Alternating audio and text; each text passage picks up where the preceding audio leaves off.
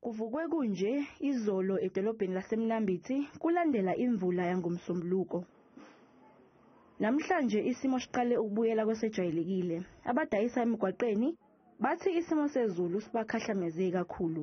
Noma bekithi sizozama ayisahlulwa lesi sesaqoqa nje phela cha kuba yinsuku impela ngoba lona lo suku nje olodwa nje singezanga thina siyalimala abadayisi kakhulu. Ngosuku olwandulela uKhisimusi le ndawo yakhahlanyezwa izikhukhula ezadlula nabantu njengoba seziphinde zabuya nje. Abantu abangaphezu kwamashumi ayisikhombisa sebekhoseliswe ehholo lomphakathi.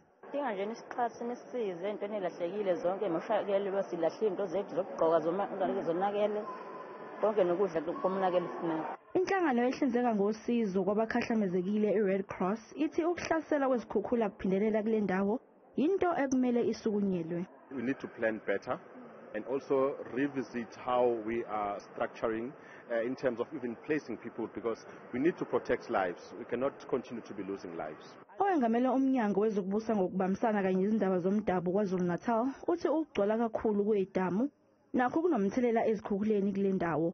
Kodwa ke zikhona izinhlelo zokunqanda ukuthi lokhu kungaphinde kwenzeke.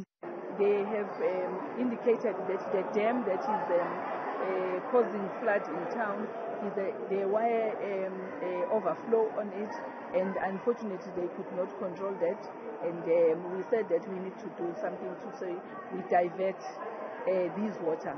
Umnyango uthi uzokwenza konke okusemandleni ukulekelela abakhahlamezekile ikakhulu ngezidingo nqangi.